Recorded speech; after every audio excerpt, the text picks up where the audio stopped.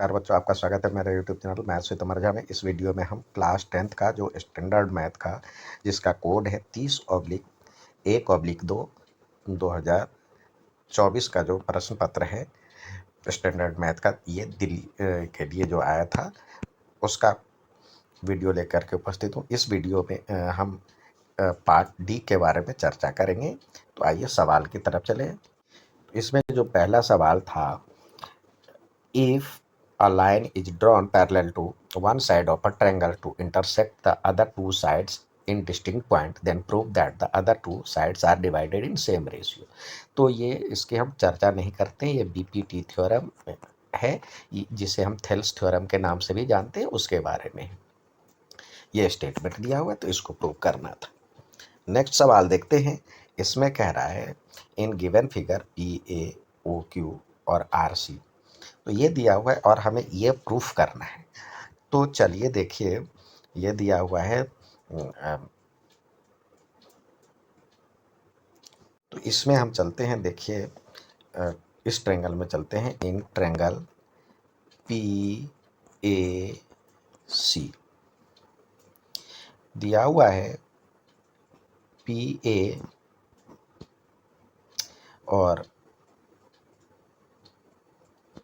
Parallel to perpendicular eight ए सी, और Q B भी perpendicular है ए सी पे। तो यानी ये भी 90 डिग्री होगा, ये भी 90 डिग्री होगा।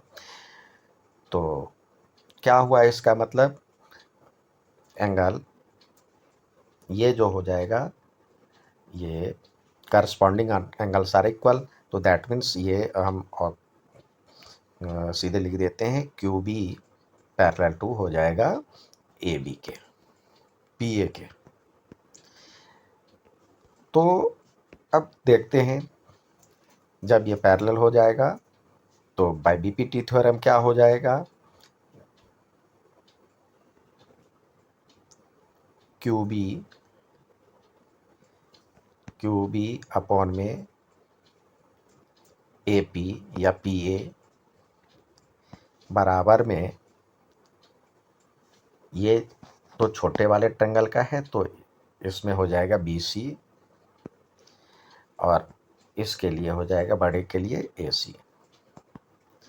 तो यहाँ पे आपको देखिए क्यू बी के बदले क्या दिया हुआ है, y अपॉन में x बराबर में बी सी अपॉन में ए सी। तो बी सी की वैल्यू हम ए सी के टर्म में लिख लें। तो बी सी बराबर में, यहाँ पे बी सी रहने दे, और बराबर में हो जाएगा y बाई एक्स ए सी। यानी इसको सही से लिखें तो बी सी बराबर में हो जाएगा y बाई एक्स ए सी। ये हो गया एक। अब चलते हैं इसी प्रकार यहाँ पे अब इस ट्रेंगल की बात करें। इस ट्रेंगल में तो यहाँ भी हो जाएगा, ये लिखें in triangle A R C, तो ये भी 90 डिग्री, ये भी परपेंडिकुलर हो जाएगा। तो जब alternate interior angles are corresponding angles are equal, तो ये जो करस्पॉन्डिंग साइड्स होंगे वो पैरेलल हो जाएंगे। तो यानी Q B Q parallel to R C हो जाएगा। अब इसमें देखते हैं छोटे वाले ट्रेंगल का, यानी ए बी अपॉन में R C, A B upon में बी सी बराबर में हो जाएगा ए बी अपॉन में ए सी, बड़े वाले ट्रेंगल का ए बी अपॉन में ए सी, और बराबर में हो जाएगा इस छोटे वाले के लिए क्यू बी अपॉन में आर सी। तो ए बी अपॉन में ए सी, और ये क्यू बी के बदले तो वाई दिया हुआ है, और आर सी जेड दिया हुआ है यहाँ पे। तो यहाँ पे ए बी है। तो ए बी को ए सी के टर्म में लिखेंगे तो वाई बाई जेड ए सी हो जाएगा। ए बी को हम लिखेंगे ए सी के टर्म में तो ये हो जाएगा। अब A B plus B C बराबर में देखते हैं क्या होता है। ए बी प्लस लिख सकते हैं A B plus B C बराबर में ए सी होना चाहिए। तो ए बी के बदले क्या है, वाई बाई जेड ए सी, और बी सी के बदले क्या है, वाई बाई एक्स ए सी बराबर में ए सी। तो वाई ए सी कॉमन हो जाएगा और यहाँ पे लिखे 1/z प्लस 1/x बराबर में ए सी। अब इसको सही तरीके से इंटरचेंज करके 1/x प्लस 1/z लिख सकते हैं बराबर में ए सी अपॉन में वाई ए सी। तो ए सी से ए सी कट गया तो यह हो गया 1/y। तो यही तो प्रूव करना था, 1/x plus 1/z equal to 1/y proved. Next सवाल देखते हैं। यहाँ पे सवाल दिया है from the top of a building 60 metre height. एक 60 मीटर हाइट का एक बिल्डिंग था जिसकी लंबाई 60 मीटर है। अब कह रहा है इसमें angle of depression of the top and bottom of the vertical lamp post. एक वर्टिकल लैम्प पोस्ट है और उसका टॉप और बॉटम का जो है, देखिए यहाँ पे कह रहा है एंगल ऑफ डिप्रेशन, तो यानी इससे नीचे हाइट की होगी, एक इधर और एक इधर।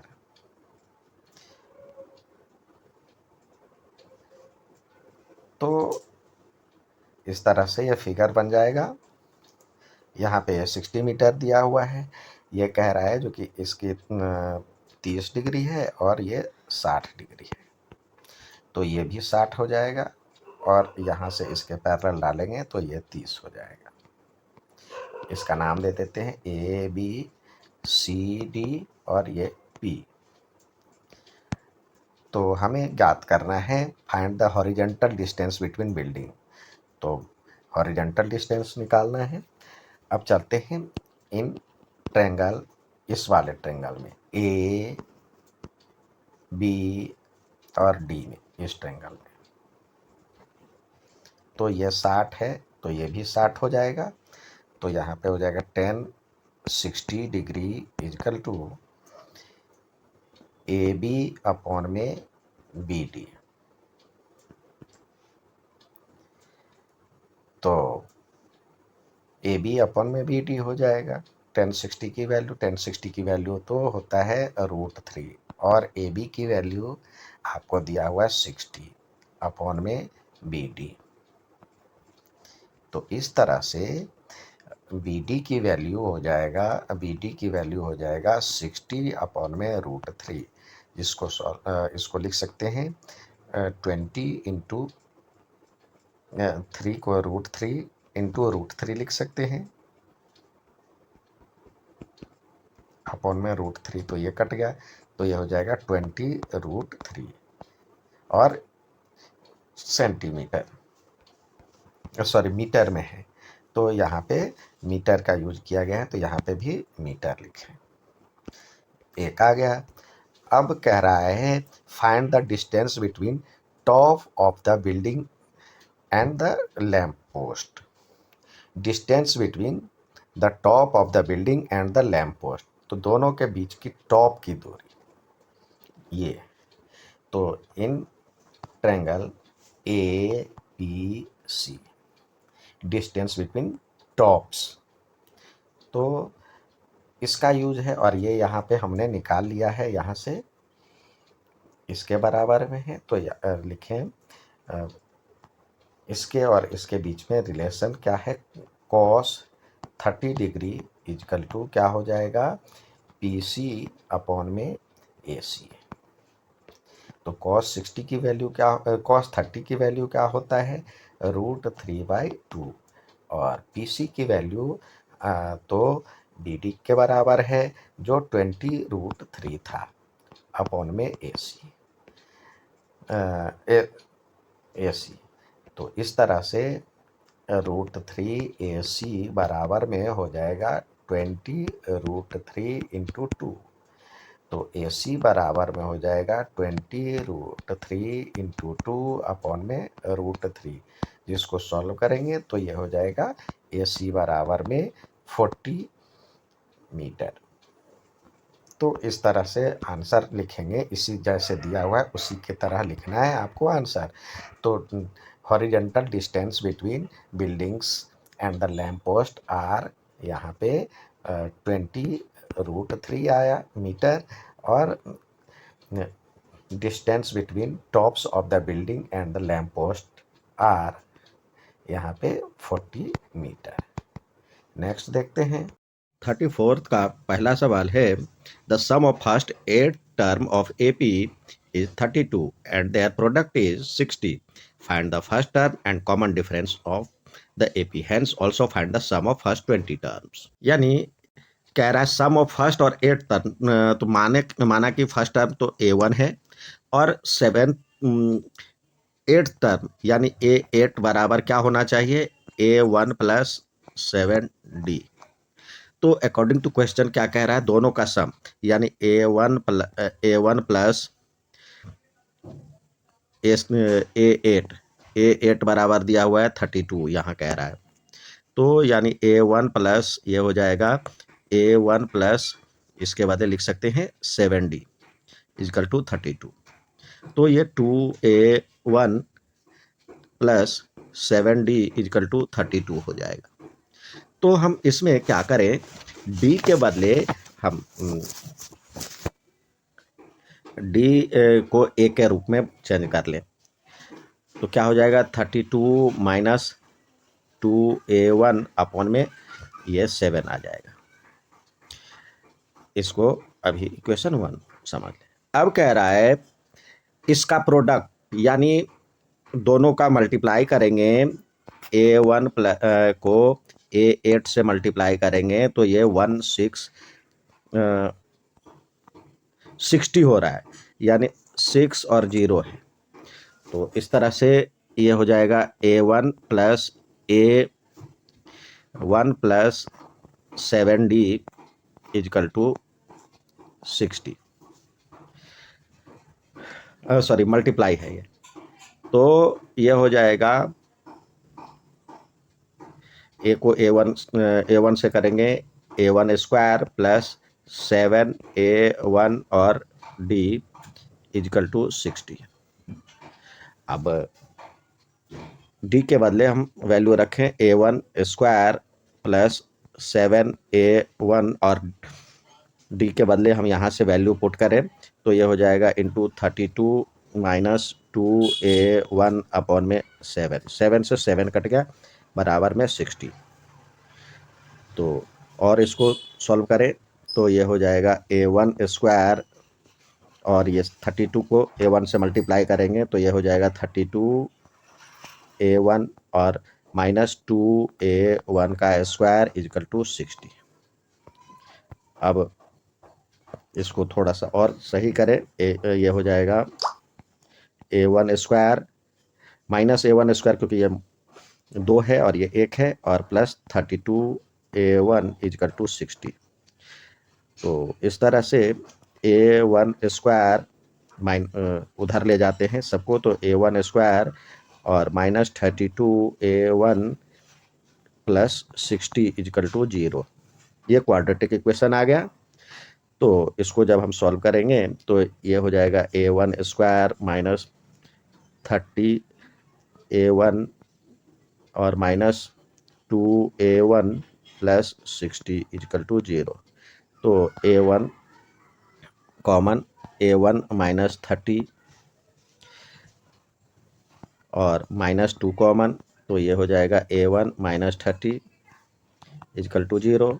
तो इस तरह से ये हो जाएगा A1 और माइनस 30 और A1 माइनस 2 इजकल टू 0।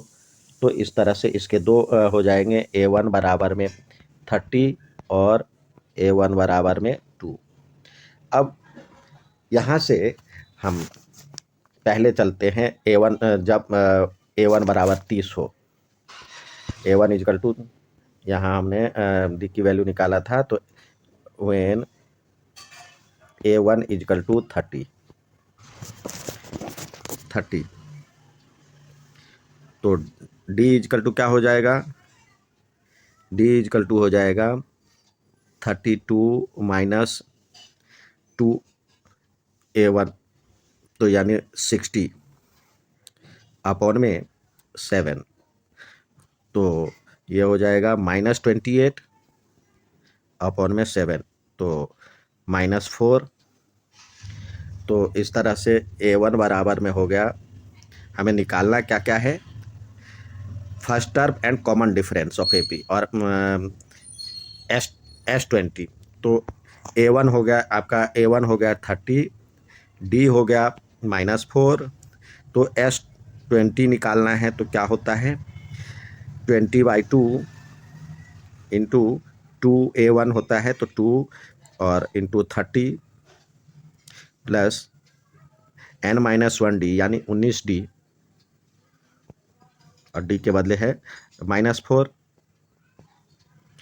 तो ये तो हो जाएगा 10 और ये हो गया 60 और 19 चौक 76 होता है, तो -76, तो इस तरह से 10 इंटू -16 इजकल टू -160 इसका आंसर हो गया। और दूसरा है जब when A equal to 2, when A equal to 2, then D बराबर, हमारे पास जो इक्वेशन था D बराबर में 32 माइनस 2A1, 32 माइनस 2A1 यानी 2 अपॉन में 7, तो इस तरह से इसको सॉल्व करेंगे तो ये हो जाएगा 32 में से 4 गया, तो ये हो जाएगा 28 अपॉन में 7 यानी 4 आ गया। तो यहाँ पे A1 is equal to first term तो 2 हो गया, D इजकल टू 4 हो गया, तो S20 निकालना है, तो यहाँ भी 20 अपॉन में 2 और इंटू 2A होता है, तो A1 2 है, और प्लस 19 को 4 से गुना करें, तो इस तरह से इसका आंसर आ जाएगा 10 गुने ये 4 है और 76, 4 80, तो इस तरह से 800 इसका आंसर हो गया। नेक्स्ट सवाल देखते हैं, इसका बी पार्ट है, in an AP 40 terms the sum of first 9 term, यानी S9 दिया हुआ है 153, एंड लास्ट 6 टर्म 6, तो देखिए 40 टर्म है, तो लास्ट 6 टर्म क्या हो जाएगा, S40 तो टोटल है, उसमें से लास्ट 40 में से 6 टर्म घटा लीजिए, तो ये लास्ट 6 टर्म हो जाएगा, तो S34 इजकल टू कह रहा है जो 687, तो इसको पहले सॉल्व कर लीजिए। क्या है S9 का formula, 9/2 into 2A plus 8D होना चाहिए, 9 से 1 कम 8D इजकल टू 153 हो गया। अब और सॉल्व करें तो ये दो यहाँ पे 2 कॉमन ले लीजिए, और 9/2 है, और A plus 4D is equal to 153 हो गया, ये कट गया, तो इस तरह से A1 plus 4D is equal to हो जाएगा 153 अपॉन में 9, तो इसको डिवाइड करेंगे 17, तो ये हो जाएगा A1 plus 4D is equal to 70, एक इक्वेशन हो गया। नेक्स्ट इस पे चर्चा करें, S40 की वैल्यू होगा 40/2 इंटू 2A प्लस 39D, और इधर S34 की वैल्यू होगा 34/2 2A plus 33D is equal to 687। अब यहाँ पे जो कटने वाला, तो ये इसको डिवाइड कर देंगे तो ये 20 हो जाएगा, इसी तरह यहाँ भी अब इसको सॉल्व करेंगे तो ये हो जाएगा 40A प्लस 29 को 39 को 20 से मल्टीप्लाई करेंगे तो ये हो जाएगा 780B माइनस ये 34A प्लस 17 को 33 से मल्टीप्लाई करेंगे तो ये हो जाएगा 561D इजकल टू 687।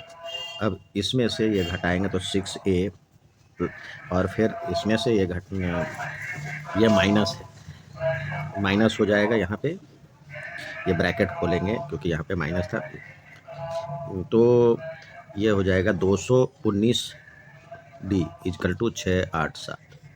अब इसमें से अब देखिए यहाँ पे 6A1 है, सॉरी यहाँ भी ये प्लस में हो जाएगा और ये इक्वेशन 2 हो गया। इक्वेशन 1 ये था, तो A1 को हम बराबर करें तो इक्वेशन 1 को एज इट इज रहने 6 से और माइनस इक्वेशन 2 कर लेते हैं क्योंकि ए बार का टर्म बराबर हो जाएगा तो 6A1 plus 6 Chowk 24D is equal to 17 चौके 68 17 6 से मल्टीप्लाई कर रहे हैं तो 17 चौके 102 और ये एज इट इज रहेगा 6A plus 219D is equal to 687। ये घटाएंगे तो साइन चेंज हो जाएगा, यहाँ पे ये हो जाएगा -195D इजकल टू यहाँ पे हो जाएगा -585। तो इस तरह से D की वैल्यू हो जाएगा -585 अपॉन में -195 जो कि कट करके 3 आता है, तो D की वैल्यू 3 हो गया। अब आपसे कह रहा है फर्स्ट टर्म ही निकाल लीजिए, यहाँ से D की वैल्यू 3 आ गया तो A1 plus 4 into 3 is equal to 17। तो A1 इजकल टू क्या हो जाएगा, ये इधर आके सब्सट्रैक्ट हो जाएगा तो 17 में से 12 गया तो ये हो जाएगा 5, तो A1 की वैल्यू भी 5 आ गया। अब हमें क्या रहा है, फाइंड मतलब डिटरमाइन द फर्स्ट टर्म निकाल लिया, कॉमन डिफरेंस निकाल लिया, find the sum of all terms of A P. कितने टर्म है 40, तो S40 निकालने हैं, S40 निकालने हैं तो क्या हो जाएगा 40 अपॉन में 2 इंटू 2A, ए के बदले 5 है प्लस 39 और D की वैल्यू 3 है, तो ये तो कट करके तो 20 हो गया, ये हो गया 20, ये आपका 10 और इसको करेंगे तो 3 तिया 9 तिया 27 और 3 तिया 9 2 11 117 होता है। तो 20 गुने ये करेंगे तो 127 आएगा, 7 दूनी 14 12 दूनी 24 1 25, ये इसका आंसर हो गया। नेक्स्ट सवाल देखते हैं। अगला सवाल कह रहा है vessels in the form of hollow hemisphere, एक हॉलो हेमिस्फेयर है और उसके कुछ इस तरह की आकृति है। कह रहा है वेसल्स के ऊपर में मतलब ये नीचे आपको हेमिस्फेयर है और ऊपर में एक होलो सिलेंडर है।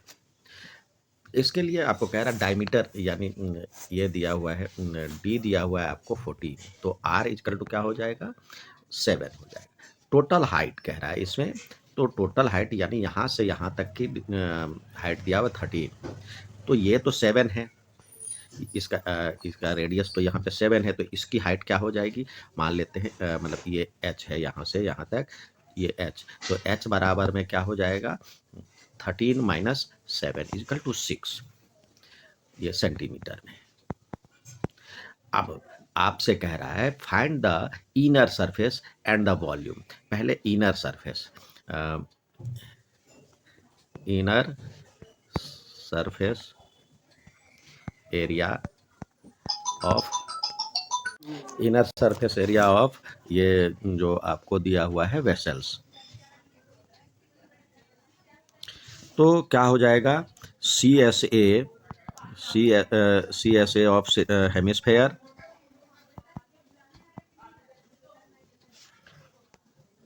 CSA of hemisphere plus CSA of cylinder. तो CSA ऑफ हेमिस्फेयर क्या होता है, 2πr², और इसका होता है 2πr और h। तो इस तरह से 2πr कॉमन, और इधर से बचा r और इधर से बचा h। तो इसको अब हम सॉल्व करें तो 2 इंटू 22/7 इंटू 7, और h r की वैल्यू आपको दिया हुआ है 7 और h की वैल्यू निकाला है हम 6।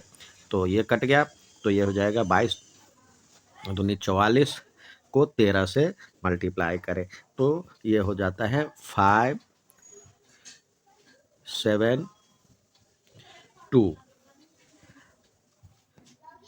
और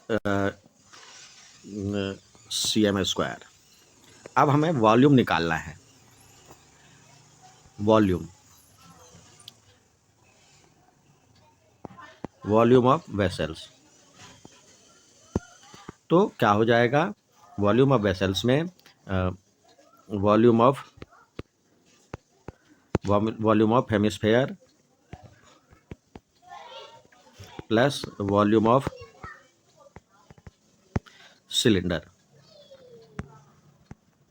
वॉल्यूम ऑफ हेमिस्फेयर क्या होता है, फॉर्मूला 2/3πr³, और ये होता है इसका 1 मतलब πr² और h।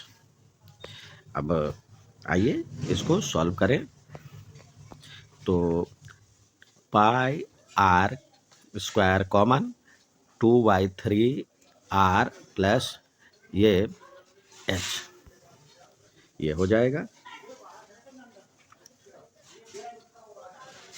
अब 22/7 और 7 2/3 और इंटू 7 प्लस 6,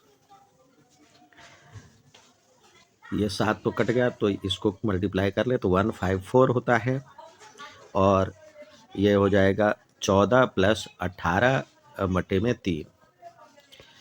अब और इसको सॉल्व करते हैं, 154 और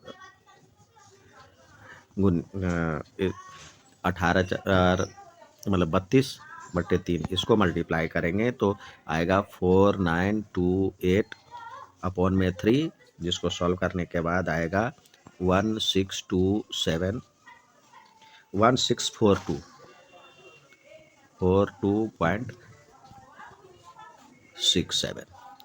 सेंटीमीटर क्यूब।